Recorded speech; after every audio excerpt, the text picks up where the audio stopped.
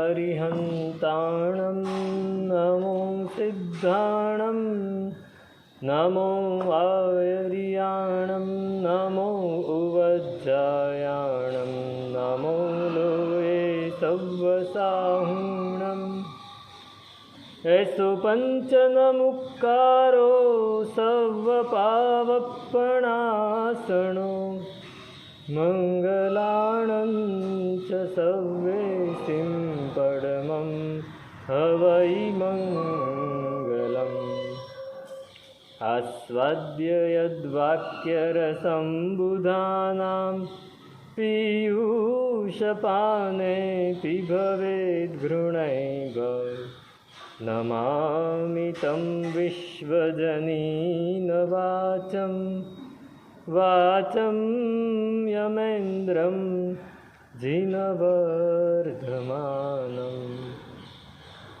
अचिन्त्यचिन्तामणिकल्पशाखिने विशुद्धसद्ब्रह्मसमाधिशालिने दयार्णवायार्थितदायिने सतां नमो नमः श्रीगुरुनैमिषूरये नमो नमः श्रीगुरुनैमिषूरये नमो नमः श्रीगुरुनैमिषूरये।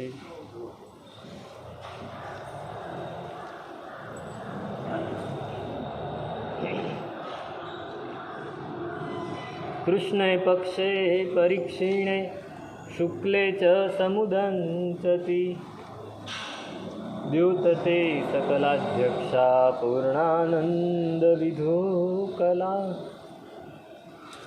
छेल्लो श्लोक है अष्टकनो।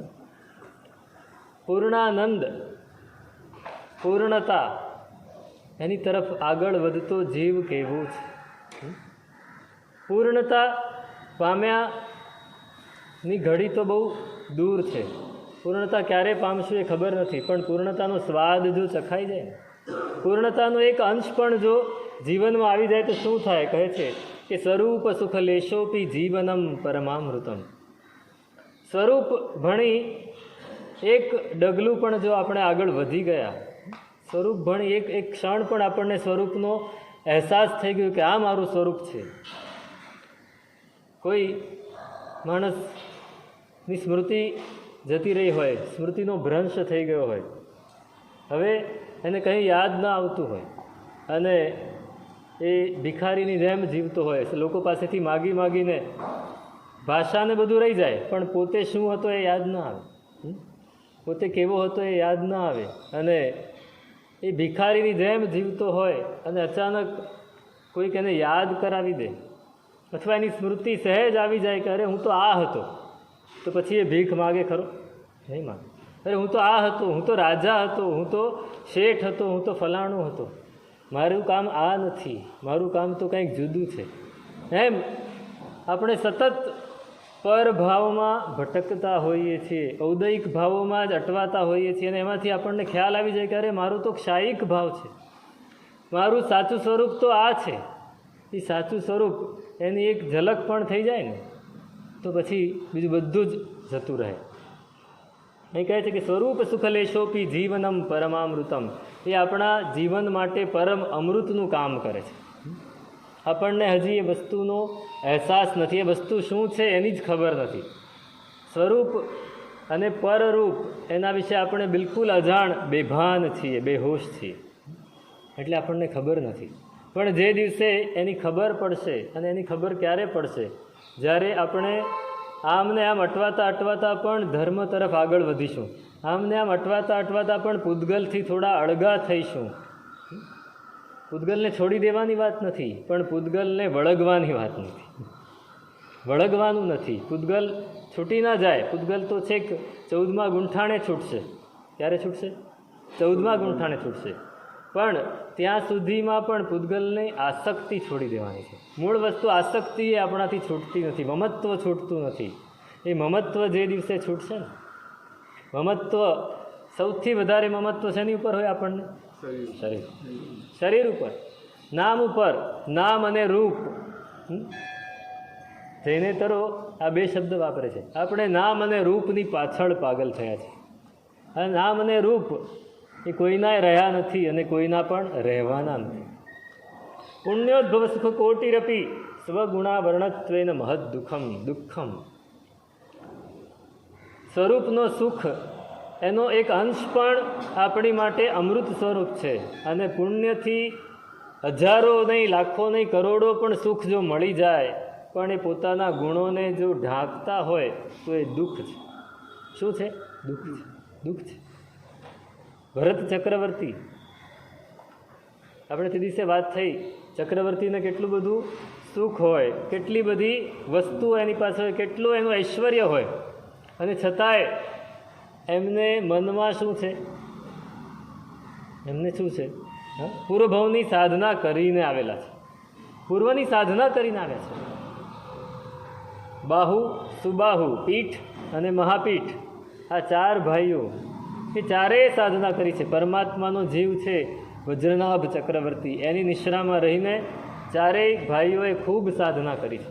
અને એ સાધના એ આ ભવમાં આવી તો છે સાથે, પણ સાથે પુણ્ય પણ ઉદયમાં આવ્યું છે. પુણ્યોદ્ભવ સુખ કોટી, કરોડો સુખો એને મળ્યા છે. કરોડો સુખ મળ્યા છે. પણ સાથે પેલી ભાવના જાગૃત છે કે હું આ નથી ને આ મારું નથી. પણ એનાથી બચવું કઈ રીતે? બચવું કઈ રીતે? આ ઔદયિક ભાવમાં ઘસડાતા હોઈએ ત્યારે બચવું કઈ રીતે? કેટલા બધા પ્રયત્નો કરે છે. આપણે કેટલા પ્રયત્નો કર્યા? આપણે કેટલા પ્રયત્નો કર્યા? ભરત ચક્રવર્તી પોતાના ત્યાં બધાને જમવા બોલાવે છે. એને ભગવાનના સાધુઓને વરાવવું છે, પણ ભગવાન ના પાડે છે કે રાજપિંડ ખપે નહીં. તો હવે આ બધું શું કરવું? આટલું બધું બનાવ્યું છે તો કે ઇન્દ્ર કહે શ્રાવકોને સાધર્મિક ભક્તિ કરો. શ્રાવકોને બોલાવે છે, જમાડે છે, પણ એક શરતે, જ્યાં પણ ભરત ચક્રવર્તી દેખાય ત્યાં શ્રાવકોએ શું બોલવાનું? જીતો ભવાન વર્ધતે મોહ તસ્માત માહન. ભાઈ, તમે કર્મથી જીતાઈ રહ્યા છો, તમારો મોહ વધી રહ્યો છે, તમે સંસારમાં પડી રહ્યા છો. હિંસા ન કરો, મોહ ન કરો, અટકો એમ વારંવાર. આપણે તો 4 વાર કોઈ કહે અરે ખબર છે ભાઈ, તમારા મિત્ર કે ભાઈ સંસાર અસાર છે. અરે બધી ખબર છે હવે સંસાર અસાર છે. સંસાર તો અસાર જ છે, પણ આપણે કામ તો કરવું જ છે ને. એમ વ્યવહારમાં તો રહેવું જ પડશે ને. એમ કરીને આપણે આપણા મનને વાળી લઈએ છીએ. ભરત ચક્રવર્તી મનને વાળતા નથી. સતત હથોડાની જેમ ટીપાતા રહે છે શબ્દો કેટલાય વર્ષો સુધી, લાખો વર્ષો સુધી, લાખો નહીં કરોડો વર્ષો સુધી એ શબ્દો એને સાંભળતા જ રહે છે. એનો ફાયદો ક્યાં થયો? એક વીંટી પડી ગઈ આરિસા ભુવનમાં અને કેવલ જ્ઞાન થઈ ગયું. કંઈ નવું રેઢું પડ્યું છે કેવલ જ્ઞાન? ચોથા ગુંઠાણેથી ચોથું જ ગુંઠાણું, ચોથેથી સીધું 12મે 13મે છલાંગ મારવાની રેઢું પડ્યું. દીક્ષા ન લીધી, ચારિત્ર નથી પાડ્યું, પ્રમત્તમાંથી અપ્રમત્ત નથી બન્યા, અને સીધા જ કેવલ જ્ઞાન. શેને લીધે? કારણ કે અંદર બીજ પડ્યું છે. સ્વરૂપ સુખ લેશોપી, સ્વરૂપના સુખનો એક અંશ પણ એમણે ચાખેલો છે. અને સતત પહેલાં લોકો એને જાગૃત કરી રહ્યા છે અને સાવધાન કરી રહ્યા છે. ભાઈ જાગો, તમે ઊંઘી ન જાઓ. જાગો લોકો મત સુવો, મત કરો નિંદર સે પ્યાર, જૈસા સુપના રૈન કા એસો હૈ સંસાર. રાતનું જે સ્વપ્ન છે એના જેવો આ સંસાર છે. તમે જાગો. વિવેકાનંદજી શું કહે છે? ઉઠ યુવાન, તું જાગ અને દોડવા માંડ. જે દોડી શકે એ યુવાન છે. ભલે ને 60 નહીં, 70 નહીં, 80 વર્ષનો હોય, પણ દોડવાનું છે મોક્ષના માર્ગે, સંસારના માર્ગે નહીં. યુવાન કોણ અને ઘરડો કોણ? જેને જીવનનો ઉત્સાહ છે, 90 વર્ષે પણ યુવાન છે. એક આપણા જૈન પ્રોફેસર હતા રમણલાલ સિંહ શાહ, તમે કદાચ નામ સાંભળ્યું. એમના પિતાજી હતા ચીમનલાલભાઈ. એ ચીમનલાલભાઈ 111 વર્ષની ઉંમરે ગુજરી ગયા. કેટલા? 111 વર્ષની. 111 વર્ષની ઉંમરે ગુજરી ગયા. 108 વર્ષ સુધી રોજ 4 કિલોમીટર ચાલતા હતા અને પોતાના કપડાં જાતે ધોતા હતા. 108 વર્ષની ઉંમર સુધી. છેલ્લા 3 વર્ષ એમના પગ અટકી ગયા એટલે પોતાના કપડાં જાતે નહોતા ધોઈ શકતા. 108 વર્ષ સુધી. કોઈ પણ કહે ને, અરે હજી તો હું યુવાન છું, હજી તો મારે ઘણા કામ કરવાના છે, હજી તો મારે મારા આત્માનું સાધવાનું છે, તમે મને એમ કેમ કહો છો તમે ગરડા થઈ ગયા, તમે કામ ન કરો, હજી તો હું યુવાન છું. રમણલાલભાઈ પોતે પણ 88-89 વર્ષની ઉંમર સુધી સતત પ્રવૃત્તિમાં રહી અને કેટલાય ગ્રંથો એનો અનુવાદ એમણે કર્યો છે, કેટલાય લેખો લખ્યા છે, આખી દુનિયાની મુસાફરી કરી છે. ઉત્સાહ આપણને તો આ બધા સાથે કંઈ લેવા દેવા નથી, સાહિત્ય સાથે કાંઈ લેવા દેવા નથી. એમને પાસપોર્ટની પાંખે નામના 3 ભાગ લખ્યા છે. તમે જાણે આખી દુનિયામાં ફરી રહ્યા છો એ ચોપડી વાંચીને થાય. ચોપડી સાથે આપણને શું લેવા દેવા? ચોપડીઓ સાથે બિયા બારું છે. તો અહીં કહે છે કે ઘરડો એ નથી જેને ઉંમર થઈ ગઈ છે, પણ ઘરડો એ છે જેને ઉત્સાહ નથી. 20 વર્ષની ઉંમરે પણ માણસ ઘરડો કહેવાય, ઘરડો કહેવાય. અને 90 વર્ષની ઉંમરે માણસ વૃદ્ધ કહેવાય, ઘરડો ના કહેવાય. આ ભાદરવા મહિને ભીંડો આવે એને શું કહેવાય? ઘરડો ભીંડો કહેવાય. ભાદરવો મહિનો આવશે ને ત્યારે ભીંડો છે ને ઘરડો થઈ ગયો છે, વરસાદ પડીને પાણીને લીધે ખરાબ થઈ જાય, એને ઘરડો ભીંડો કહેવાય. ઘરડા ભીંડા જેવા આપણે નથી થવું, આપણે નિત્ય ઉત્સાહવાળા થવું છે, સ્વરૂપનું સુખ પ્રાપ્ત કરવું છે. બહુ અઘરી વસ્તુ છે, બોલવા જેટલી સહેલી નથી, પણ સ્વરૂપ શું છે પહેલાં એ સમજવું છે, એ સમજવું છે. તો શુક્લે કૃષ્ણે પક્ષે પરીક્ષીણે શુક્લે ચ સમુદંચતી. છેલ્લી ગાથામાં કહે છે કે કયો જીવ આગળ વધે છે પોતાના સ્વરૂપ તરફ, પોતાના અસ્તિત્વ તરફ. જીવનમાં એક જ વસ્તુ સિદ્ધ કરવા જેવી છે, પોતાનું અસ્તિત્વ પડ્યું જ છે, અસ્તિત્વ છે જ, આપણે એને ઢાંકી દીધું છે, આપણે એનાથી વિખૂટા પડી ગયા છીએ, એને સિદ્ધ કરવું છે. તો કહે છે કે કયો જીવ એ અસ્તિત્વ તરફ આગળ વધી શકે? તો કે શુક્લ પાક્ષિક જીવ અસ્તિત્વ તરફ આગળ વધી શકે, પૂર્ણ આનંદ તરફ આગળ વધી શકે, સ્વરૂપની સિદ્ધિ તરફ આગળ વધી શકે. કયો જીવ? શુક્લ પાક્ષિક. અને કૃષ્ણ પાક્ષિક જીવ છે એ આગળ નથી વધી શકતો. હવે કૃષ્ણ પાક્ષિક અને શુક્લ પાક્ષિક તમે શબ્દો સાંભળ્યા હશે, કદાચ સાંભળ્યા છે. શુક્લ પાક્ષિક એટલે શું? નહીં, શુક્લ પાક્ષિક એટલે શું? જેના જીવનમાં હવે ઉપર ચડવાનું છે એ શુક્લ પાક્ષિક, અને જેના જીવનમાં હજી ઉપર ચડવાનો માર્ગ નથી મળ્યો એ કૃષ્ણ પાક્ષિક. આ શબ્દાર્થ પણ સૈદ્ધાંતિક રીતે એની વ્યાખ્યા આ પ્રમાણે કરી છે કે જેનો અર્ધપુદ્ગલ પરાવર્ત કરતાં વધારે સંસાર બાકી હોય તે કૃષ્ણ પાક્ષિક, અને જેનો સંસાર ઓછો હોય અર્ધપુદ્ગલ પરાવર્ત કરતાં એ કયો જીવ કહેવાય?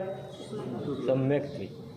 સમ્યક્ત્વી જીવ એ શુક્લ પાક્ષિક છે. ભલે હજી એને સમ્યક તો હમણાં જ પ્રાપ્ત કર્યું છે, હજી તો એકમ જ આવી છે, છતાંય બીજના દિવસે ચંદ્રમા દેખાશે. બીજના દિવસે ચંદ્રમાની એક કળા નહીં, 2 કળા દેખાશે. પહેલાં એકમના દિવસે 1 કળા હોય એ દેખાતી નથી, અને બીજના દિવસે 2 કળા દેખાશે, ત્રીજના દિવસે 3 કળા, એમ પૂનમના દિવસે સંપૂર્ણ ચંદ્રમા દેખાશે. એ શુક્લ પક્ષ. 15 દિવસ હોય ને આમ 16 કલાક કહેવાય. હા, એનો કારણ જેમ એકમ 16 કળાનો એ ચંદ્રમા છે, પણ એકમના દિવસે એ કળા દેખાતી નથી. અમાસના દિવસે ઢંકાઈ જાય છે ને, અને એકમના દિવસે એટલી ઝીણી હોય છે કે દેખાતી નથી. એટલા માટે એને આપણે કહીએ છીએ કે એકમના દિવસે હજી અંધારું છે, પણ એકમના દિવસે પણ ચંદ્રમાની 1 કળા તો ખુલવાની શરૂ થઈ જ ગઈ છે. બીજના દિવસે 2 કળા દેખાય, એમ પૂનમના દિવસે 16 કળા દેખાય. એ 16 કળાએ જ્યારે પ્રગટ થશે ત્યારે થશે, પણ એકમના દિવસે જ એની ચડતી તો શરૂ થઈ ગઈ. એટલે શુક્લ પાક્ષિક જીવ છે એને ભલે અર્ધપુદ્ગલ પરાવર્ત કરતાં ઓછો, પણ એટલો અનંત, એ પણ અનંત સંસાર છે. એ અનંત સંસાર ભલે બાકી રહ્યો, પણ એને શું કર્યું? એનાથી વધારેના સંસારનો છેદ ઉડાડી. એનાથી વધારેના સંસારને તાળું મારી દીધું. હવે અહીંયા જવાનું નથી. અને કૃષ્ણ પાક્ષિકને હજી ઘણું બધું બાકી છે, ઘણું બધું બાકી છે. જેને ધર્મ પણ સંસાર માટે જ ગમતો હોય એ કૃષ્ણ પાક્ષિકથી, અને જેને સંસારમાં પણ ધર્મ જ યાદ આવતો હોય એ શુક્લ પાક્ષિકથી, વ્યવહારથી. નિશ્ચયથી તો સમ્યક્થી જીવ શુક્લ પાક્ષિક. વ્યવહારથી જે અપુનર્બંધક અવસ્થામાં પહોંચી ગયો, એટલે હવે જેનો છેલ્લો પૂદગલ પરાવર ચર્માવર્તમાં જેણે પ્રવેશ કરી લીધો. આ બધી પરિભાષાઓ છે, સમજવા જેવી છે. અપુનર્બંધક, તમે આ શબ્દ બહુ વાર સાંભળ્યો છે. જેણે અપુનર્બંધક એટલે શું? જે હવે 70 કોડાકોડી મોહનીયની કદી બાંધવાનું નથી, એ અપુનર્બંધક જીવ છે. અપુનર્બંધક એટલે શું? મોહનીયની ઉત્કૃષ્ટ સ્થિતિ કેટલી છે? 70 કોડાકોડી. કષાયોની 40 કોડાકોડી.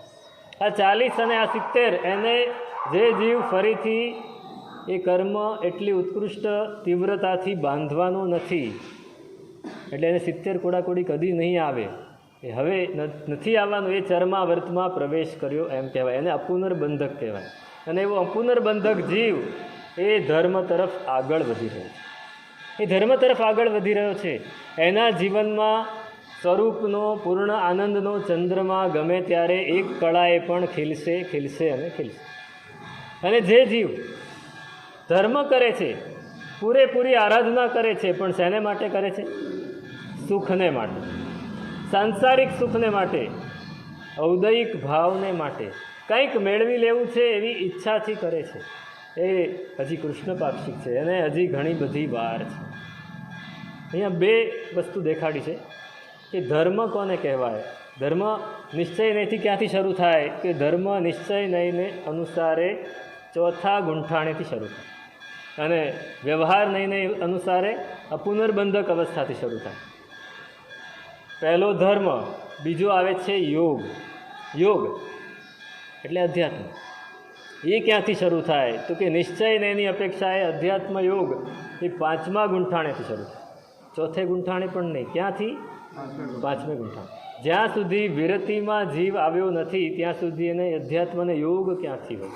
નિશ્ચય નહીં એમ કહે છે, જ્યારે વ્યવહાર નહીં એમ કહે છે કે અધ્યાત્મ અને યોગ એ ચોથા ગુંઠાણેથી શરૂ થાય.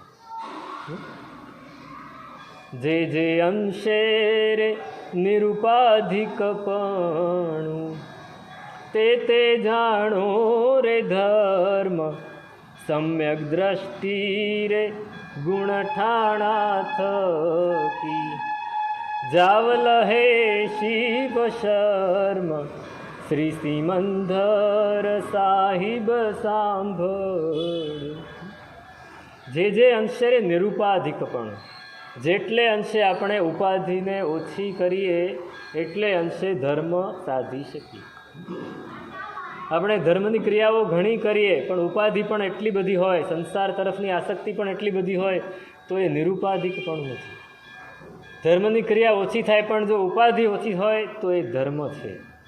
પેલી ધર્મ ક્રિયા છે. આ ધર્મ ક્યારે શરૂ થાય છે? સમ્યક્ત્વની ભૂમિકાએ ધર્મ શરૂ થાય છે, પણ નિરુપાધિક હોય તો. ઉપાધિ હોય તો ધર્મ નહીં.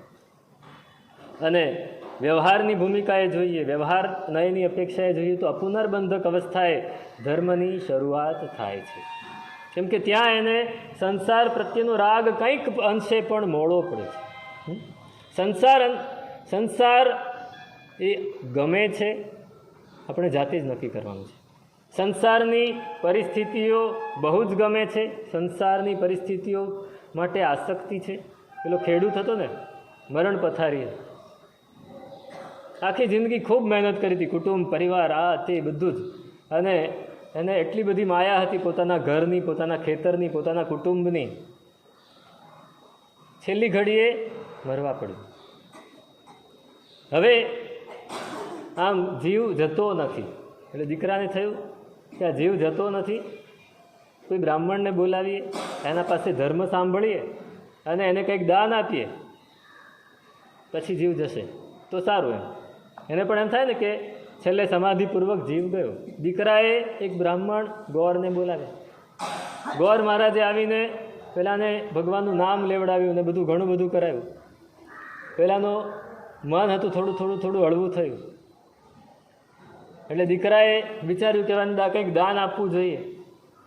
હવે કંઈ દાનમાં રૂપિયા આપવા એ તો નકામા છે, અનાજ બનાજ આપવું તો તરત જ પૂરું થઈ જાય. તો એવી કંઈક વસ્તુ આપવી કે જે આને કાયમ કામ લાગે. તો એને વિચાર્યું કે એના ખેતરમાં આંબાના ઝાડ હતા, એમાંથી એક આંબાનું ઝાડ આના નામે કરી દઈએ, એટલે એ આંબા ઉપર જેટલી કેરી આવે એને લઈ જવા, એટલે એને કાયમી એની માટે કંઈક આવકનો સ્ત્રોત થઈ જાય. એટલે બાપાની સામે જોઈને કહે છે કે બાપા, ગોર મહારાજે તમને ખૂબ સરસ ભક્તિ કરાવી, ખૂબ સરસ ભગવાનનું નામ લેવડાવ્યું, એને આપણે દાન આપીએ છીએ, આપણું આંબાનું ઝાડ છે આપી દઈએ. એટલે બાપા નારાયણ નારાયણ નારાયણ બોલવા માંડ્યા. એટલે બધાને થયું આ ભગવાનનું નામ લે છે. તો કે ના ના, રાયણ આપો. એમ શું આપો? આંબો નહીં, રાયણ આપો. રાયણનું ઝાડ આપો ભાઈ, આંબાનું ઝાડ આપવાની જરૂર નથી. ના, રાયણ. છેલ્લી ઘડીએ પણ ઉપાધિ છૂટતી નથી. છેલ્લી ઘડીએ પણ ઉપાધિ છૂટતી નથી. તો પછી સંસાર ક્યાંથી કપાશે? ધર્મની શરૂઆત ક્યાંથી થશે? તો પછી સ્વરૂપ તરફ તો ક્યાંની વાત રહી? પરભાવમાં છેલ્લી ઘડીએ પણ. આ તો વાર્તા કહી, પણ બનેલો દાખલો કહું તો અમે ભાવનગર હતા અને એક દિવસ સાંજે બરાબર 5 વાગે એક શ્રાવક આવ્યા કે સાહેબ, એના મામા કે એના માસા કોઈ હતા, કે સાહેબ મારા માસા છે, ઉંમર 88-89 વર્ષની છે અને પથારી વશ થઈ ગયા છે, હવે બહુ જાજુ કાઢશે ને એવું લાગે છે, આપ પધારો, એમને માંગલિક સંભળાવો. કોઈ આવું કહે એટલે અમે તો બધું કામ છોડીને પહેલાં ત્યાં જઈએ. સમાધિ પ્રમાણમાં પહોંચી ગયો હું અને નૌકાર મંગલિક બધું જ સંભળાવ્યું, વાસ્તક્ષેપ કર્યો અને થોડું સમજાવ્યું. અને પછી એ ભાઈ કંઈ બોલતા નહોતા. એટલે પછી મેં કીધું, નૌકાર ગણો છો ને? ના પાડે, નૌકાર નથી ગણતો. મેં કીધું ગણજો. તો કે નહીં ગણું. કેમ? તો કે યાદ મન થશે તો ગણીશ, નહીંતર નહીં ગણું. ભલે, કાંઈ વાંધો નહીં. મારી ફરજ મેં પૂરી કરી દીધી. હું બહાર નીકળ્યો. મેં પેલા ભાઈને પૂછ્યું, મને જે બોલાવે કે આ ભાઈ કેમ આવું કહે છે, નૌકાર નહીં ગણવું એમ કેમ કહે છે? તો કે સાહેબ આખી જિંદગી સરકારી ઓફિસર હતા, આખી જિંદગી સરકારનું કામ કર્યું છે, રિટાયર થયા પછી પણ કોઈ કંપનીમાં અડધા પગારે નોકરી કરી. હમણાં જ એ શરીર સારું હતું એટલે 85-86 વર્ષની ઉંમર સુધી ફરતા હતા. હમણાં જ થોડા વધારે ઢીલા પડ્યા એટલે છોડ્યું છે. અને આખી જિંદગી આ કર્યું છે. નૌકાર યાદ આવતું નથી, પરમાત્માનું નામ યાદ આવતું નથી. શું થાય બોલો? શું થાય?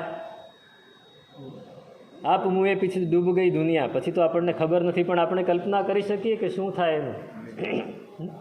શું થાય? સમાધિ આવે ખરી, સમતા આવે ખરી, સંસાર પ્રત્યેની આસક્તિ છેલ્લી ઘડીએ પણ છૂટતી નથી. છૂટતી નથી.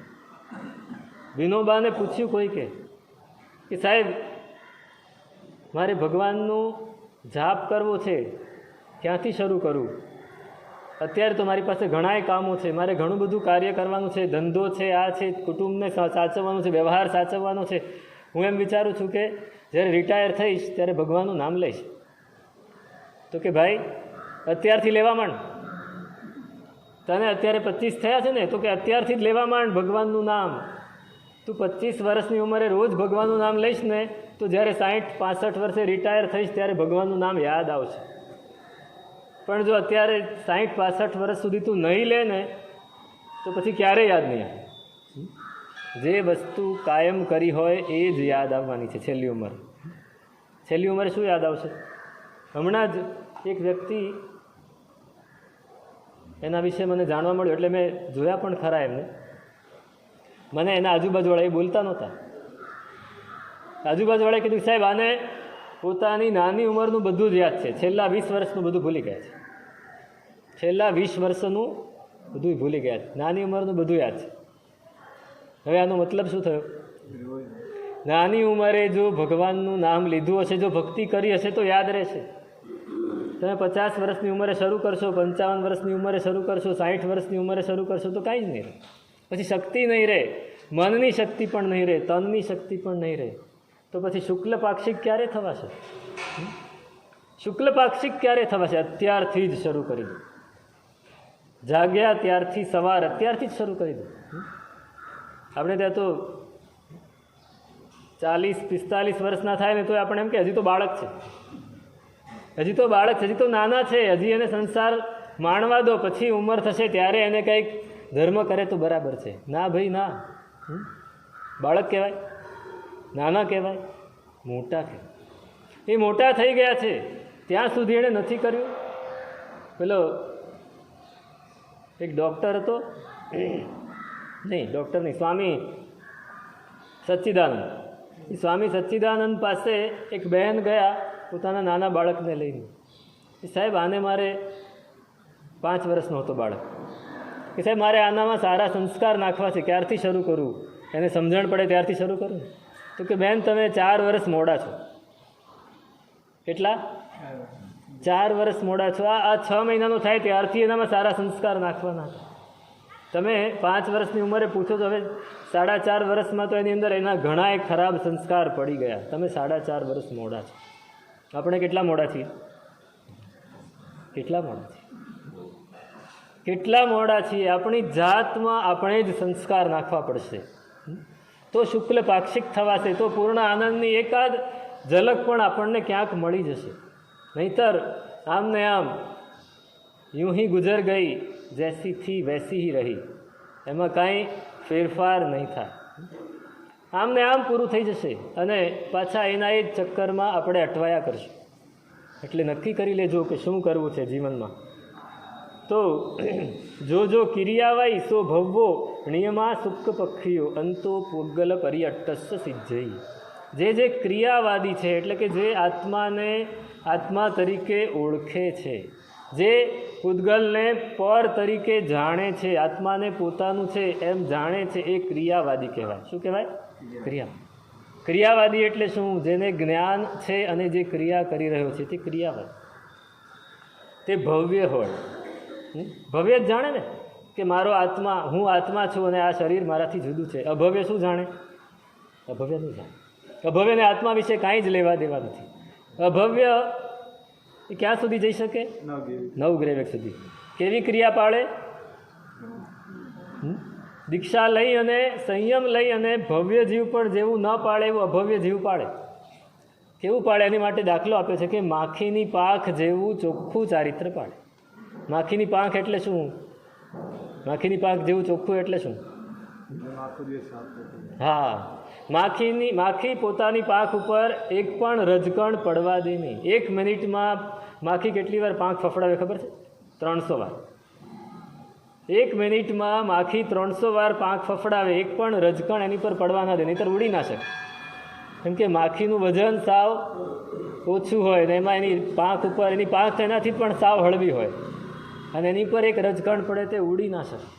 તે સતત સાફ કર્યા કરે. એમ અભવ્યનો જીવ એવું ચારિત્ર પાડે કે એક અતિચારનું એક ડાઘ નહીં પડવા.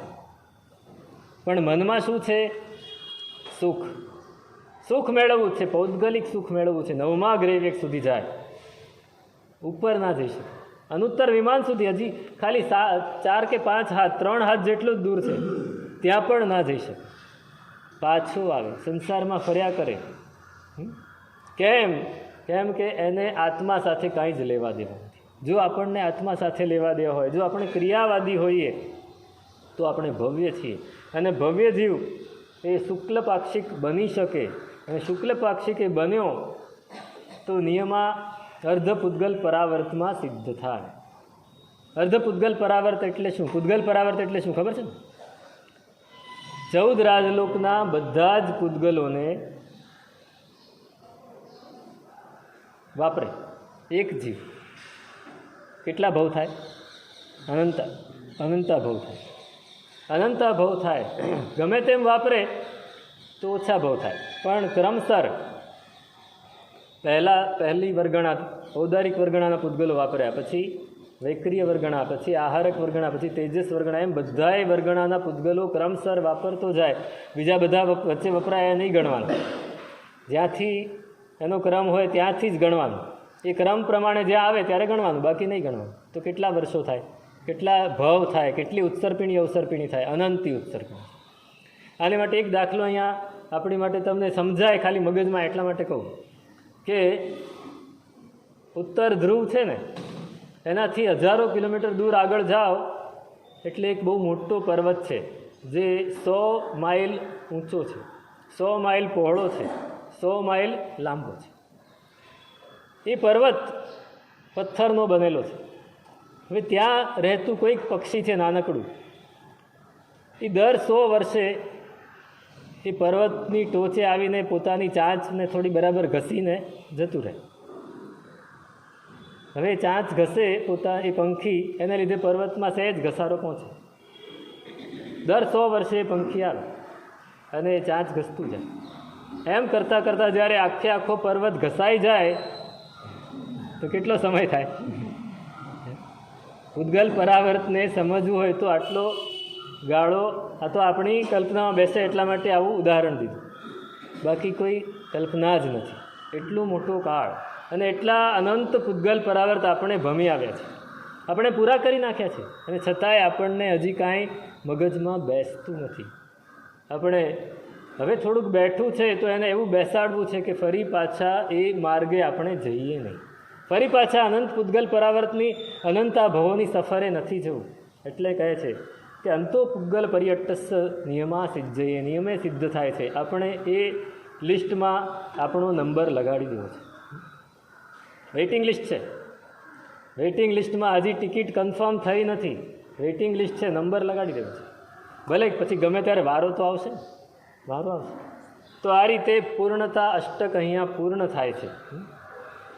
આપણે પૂર્ણ આનંદની એક ઝલક મેળવવા માટે મહેનત કરવાની છે. એ મહેનત કઈ રીતે કરાય એની માટે હવે પછીના બધા અષ્ટકો છે. બીજું અષ્ટક છે મગ્નાષ્ટક. મગ્ન એટલે શું? લીન થઈ જાય. હમ મગ્ન ભયે પ્રભુ ધ્યાન મેં, बिसर गए दुविधा तन मन की, अचिरा सुत गुणगान में हम मगन भये प्रभु ધ્યાન में. મગ્ન કોના ધ્યાનમાં? પ્રભુના ધ્યાનમાં. હું પોતે જ મારો ભગવાન, હું પોતે જ મારો પરમાત્મા. ત્યાં એ પરમાત્મા તો વિતરાગ થઈને બેસી ગયા છે, એ તો ઉપર જઈને બેસી ગયા છે, એ કાંઈ જ નહીં કરે. એમનું ધ્યાન કરો એટલે મારું પોતાનું ધ્યાન કરો. એમનું ધ્યાન કરવું એટલે એમના સ્વરૂપનું ધ્યાન. એમનું સ્વરૂપ અને મારું સ્વરૂપ બંને એક જ છે. એમનું સ્વરૂપ એ પણ અનંત ગુણો, અનંત જ્ઞાન, અનંત દર્શનથી ભરેલું છે. મારું સ્વરૂપ પણ અનંત જ્ઞાન, અનંત દર્શનથી ભરેલું છે. ફક્ત એમનું ખુલી ગયું છે, ઉઘડી ગયું છે, આપણું ઢંકાયેલું છે, પણ સ્વરૂપ તો એ જ છે. તો આપણા સ્વરૂપને ખોલવા માટે પણ આપણે પ્રભુના ધ્યાનમાં જવું પડશે, પણ મગ્ન થવું પડશે. મગ્ન થવું પડશે. ઉદાસીનતા મગ્ન ભઈ જબ અધ્યાત્મ રસકૂપ. ઉદાસીનતા મગ્ન ભઈ, ઉદાસીનતા, ઉદાસ ભાવ નહીં, ઉદાસીનતા. ઉદાસીનતા એટલે મધ્યસ્થ ભાવ. જ્યારે મધ્યસ્થ ભાવમાં જીવ મગ્ન થઈ જાય છે અને મગ્ન થઈને ડૂબી જાય છે. શેમાં? તો કે અધ્યાત્મ રસના કૂવામાં. જબ દેખે, જ્યારે પોતાની જાતને જુએ છે ત્યારે બીજું કાંઈ જ પછી જોતો નથી. એ જ્યારે મગ્ન થાય છે ત્યારે પોતાની જાત દેખાય છે. ત્યાં સુધી બીજું ત્યાં સુધી બીજું બધું જ દેખાય છે, પણ જ્યારે પોતાની જાતને જુએ છે તો એ કહે છે કે બિસર ગયે દુવિધા તન મન કી. જ્યારે આપણે મગ્ન બનીએ છીએ ત્યારે આપણે તન અને મનની બધી જ દુવિધાઓને ભૂલી જઈએ. આપણો રોજનો દાખલો. આજથી 50 વર્ષ પહેલાંની વાત કરું, ત્યારે તમારી પાસે કોમ્પ્યુટર નહોતા, ત્યારે તમારી પાસે CA નહોતા, ત્યારે તમારી પાસે ઓડિટર નહોતા, ત્યારે તમારી પાસે ચોપડો હતો, એમાં તમે 2 લીટી આમ પાડીને લખતા હતા, એક બાજુ જમા અને એક બાજુ ઉધાર કરતા હતા ને. એવું અત્યારના યુવાનોને ખબર નહીં, પણ તમે એવું કરતા હતા. તો ઘણીવાર એવું થાય કે જ્યારે દુકાનમાં ધંધો ઘરાકી ઘણી બધી હોય તો બધું લખવાનું રહી ગયું. માલ કેટલો આવ્યો ને કેટલો વેચાયો ને કેટલો નફો થયો ને બધું લખવાનું રહી ગયું. તો સાંજનો સમય થાય 8 વાગે તો સોંપો પડી જતો હતો ત્યારે, એટલે અંધારું થાય એ પહેલાં બધાએ દુકાન વધાવીને ઘરે જતા રહેતા. પણ કોઈને આ કામ બાકી હોય તો એ લાઇટ હોય તો ઠીક છે, નહીંતર મીણબત્તી કે દીવો કે ફાનસ કરીને અડધું શટર કે દુકાન અડધી બંધ કરીને આ લખવા બેસે. આખા દિવસનું યાદ કરીને રોજ મેળ રોજનો લખવો જ જોઈએ એવો નિયમ હતો. આજની જેમ માર્ચ મહિને જ લખવા બેસે એવું નહીં, ત્યારે રોજનું રોજ લખાતું. તો એ લખવા બેસે, સાંજનો સમય હોય અને બહાર કોઈકના લગ્નનો વરઘોડો નીકળ્યો હોય અને વરઘોડો બરાબર ત્યાં ચોકમાં આવીને રમઝટ બોલાવતો હોય, લોકો બધા રાસ લઈને નાચતા હોય, એ પહેલાંને ખબર પડે ખરી? જે હિસાબ લખવા બેઠો છે એને ખબર પડે ખરી?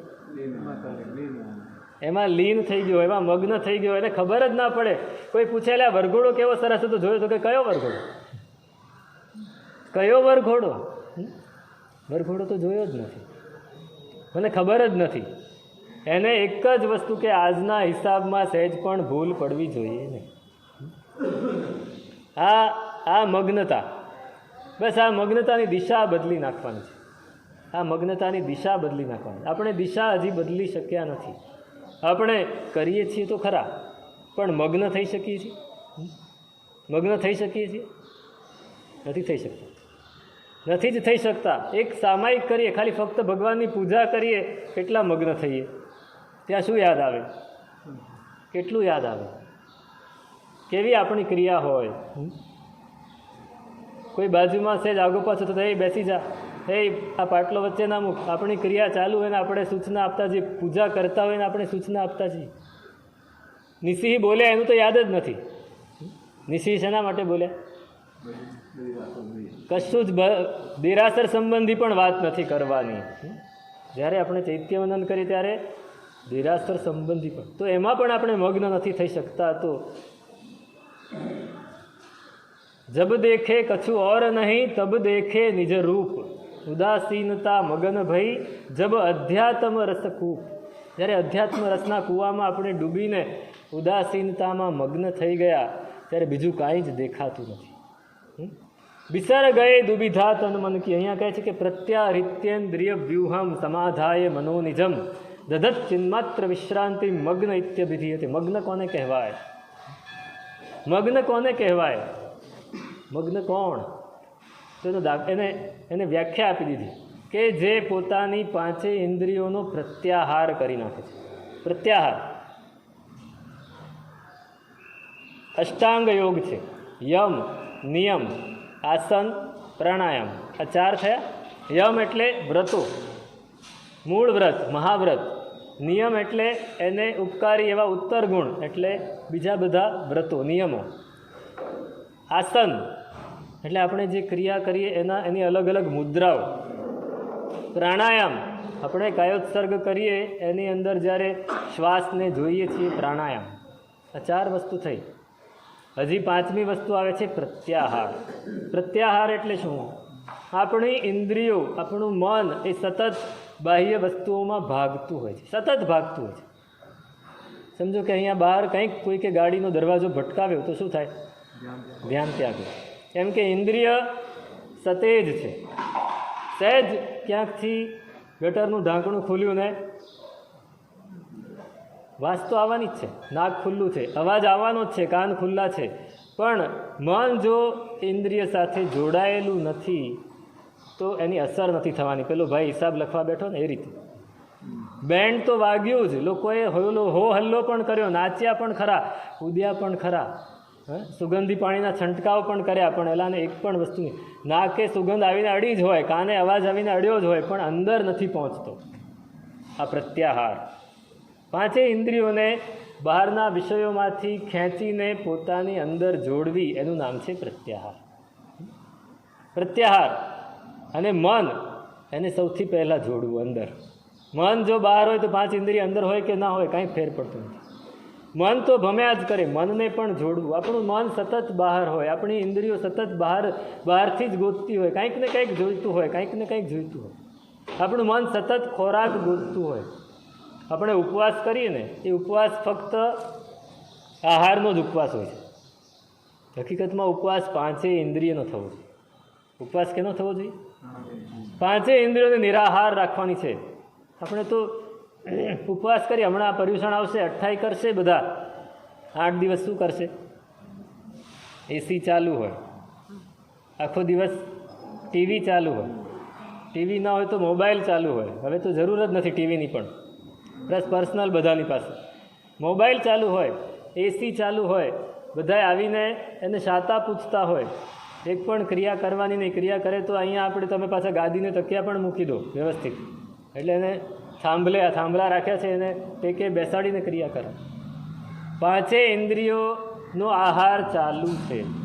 સરસ ગુલાબ જળનો છંટકાવ કરો. પાંચેય ઇન્દ્રિયોનો આહાર ચાલુ છે, મનનો આહાર ચાલુ છે, તો પછી એનો ઉપવાસ છે નો તો લાંઘણ થાય. પાંચેય ઇન્દ્રિય નિરાહાર હોય, સતત. પરમાત્માએ કેવા ઉપવાસ કર્યા? પરમાત્માએ કેવા ઉપવાસ કર્યા? સૂઈને કર્યા? બેસીને કર્યા? નહીં, ઊભા કર્યા. કાઉત્સર્ગ કરીને. ઉપવાસ શા માટે કર્યા? હવે ફરી કર્યા એ તો બરાબર છે, કેવા કર્યા એ પણ બરાબર. શા માટે કર્યા ઉપવાસ? પરમાત્માએ શા માટે ઉપવાસ કર્યા? નહીં, કર્મ નિર્જરા નહીં. કર્મ નિર્જરા તો થવાની ત્યારે થવાની. ઉપવાસ એટલા માટે કર્યા કે હું બહાર, એટલે બાહ્ય જગતમાં, બાહ્ય ભાવમાં ગયા વગર કેટલી વાર અંદર રહી શકું છું, એ પોતાની કેપેસિટીને વધારવા માટે કર્યું. ભગવાન ઉપવાસ કરે છે. ઉપવાસ ભગવાન શરૂઆત શેનાથી કરી? છઠથી શરૂઆત કરી. કેટલા છઠ કર્યા? 229 આપણને ખબર છે.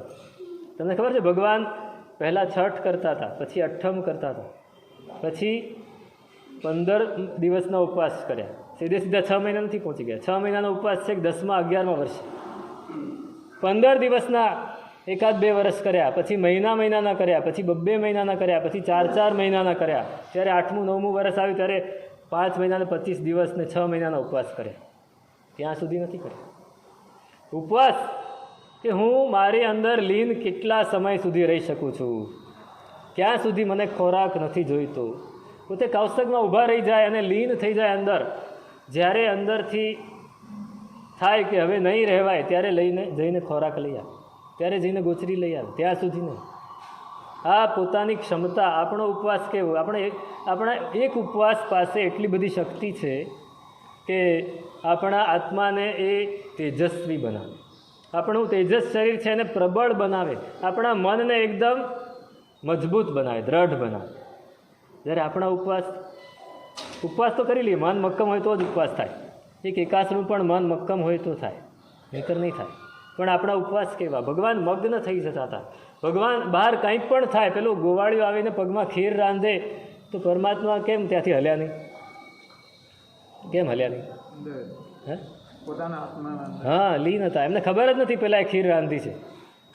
હા, પગે પરમાત્મા હતા એટલે કે પગ બળે એવું નથી, દાજી જ ગયા હોય, ચામડીઓ છૂટી જ પડી ગઈ હોય, લોહીના અને માંસના લોચા બહાર નીકળી જ ગયા હોય, છતાં પણ પરમાત્મા અંદર એટલા બધા લીન થઈ ગયા. પેલા ભાઈને હિસાબ લખતા બહાર શું થયું ખબર નથી. બસ એ દાખલો યાદ રાખજો. પરમાત્માને ખબર નથી, પરમાત્મા પોતાનામાં લીન થઈ. આ શેને લીધે? આ ઉપવાસ. પાંચેય ઇન્દ્રિયોને મનનો ઉપવાસ. તો પ્રત્યારિત્યેન્દ્રિય વ્યૂહમ સમાધાય મનોનિજમ. મનને સમાધિમાં રાખીને અને દધત ચિન્માત્ર વિશ્રાંતિમ. ચિદ એટલે હમણાં આપણે વાત કરી સચ્ચિદાનંદ પૂર્ણેન. તદ એટલે દર્શન, ચિદ એટલે જ્ઞાન, આનંદ એટલે ચારિત્ર, ચિત્ત એટલે જ્ઞાન. આત્મા એ કેવો છે? જ્ઞાન સ્વરૂપ છે.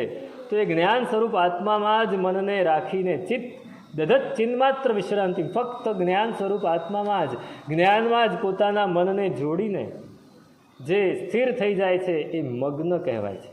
એ કોણ કહેવાય છે? પછી એને બિસર ગયે દુવિધા તન મન કી. પછી એને ક્યાંથી મન અને તન, એની દુવિધાઓ યાદ આવે? એને કાંઈ જ યાદ નથી. તો પૂર્ણ બનવું છે તો આ મગ્નતા કેળવવી પડશે. એ મગ્નતા કેવી છે? એ મગ્નતાથી શું પ્રાપ્ત થાય છે? મગ્નતાની વાત ખૂબ ઊંડાણથી કરે છે ઉપાધ્યાયજી ભગવાન. તેનું શું સ્વરૂપ તે અગ્રે અધિકાર.